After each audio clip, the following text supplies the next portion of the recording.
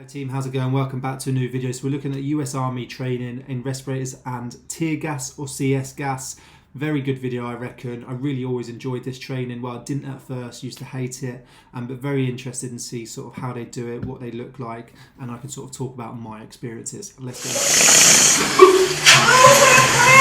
These Army infantry recruits are being exposed to CS gas, more commonly known as tear gas, to experience its effects and to learn how to properly use a gas mask.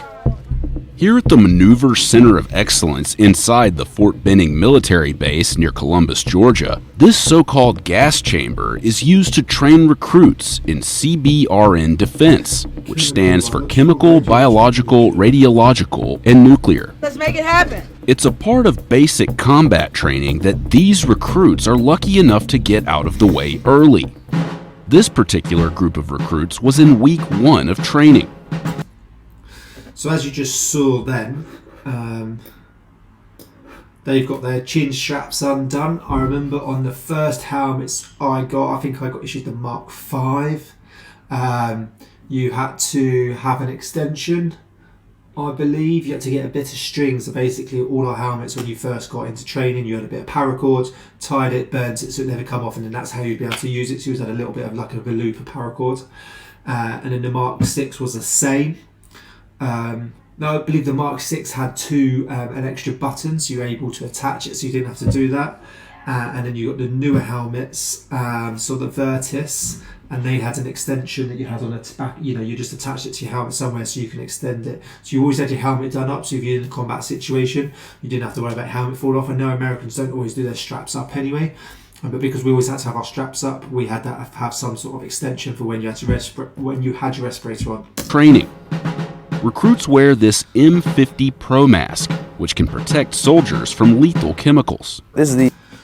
So quickly, we had something very similar. When I first joined, we had the S10, it only had one canister, so when you took it off, you had to hold your breath until you got the new one on, which was an absolute nightmare. If you couldn't get it twisted the right way and you're panicking, your eyes are slightly stinging ever so slightly if you'd already been in, and you'd have to try and screw it on, and so many people used to struggle so much. The newer one was the GS, had one either side, so you could continue breathing, so you could just take one off, you still had the other one on. The M50 gas mask right here. This is the newer version. This is much lighter, better. You have your drinking tube, so you're gonna put this into your canteen. There's a smoked visor for flashbangs, so it'll pretty much prevent you from being blinded with a flashbang. On the back and the inside, you have hair cover. The old M48 gas mask didn't have this. Female soldiers, they can keep all their hair pretty much contained. Recruits are expected to correctly put on and clear the mask in 8 seconds. We asked the sergeant to have one of the recruits demonstrate the proper way to don and clear the gas mask. Right hand, you're gonna pull out the Pro mask. You're gonna put the Pro mask on your face. Your left hand, you're gonna pull that tab over your head. You're gonna tighten those 2 back straps. Grab both canisters and suck in, and then blow out in the middle. Boom.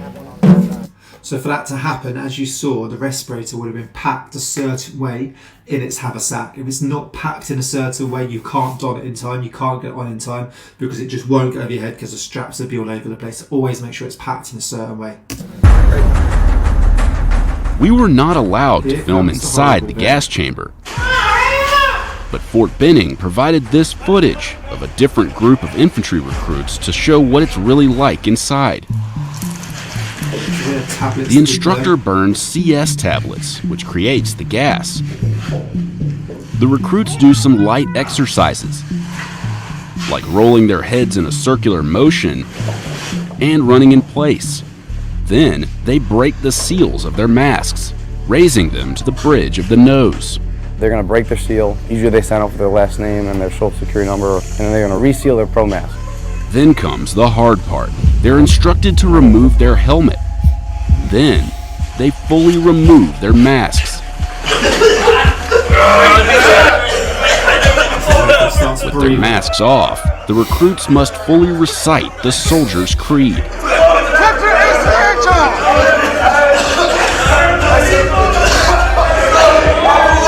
After about 5 minutes, the recruits run out of the gas chamber. They're told to flap their arms like birds.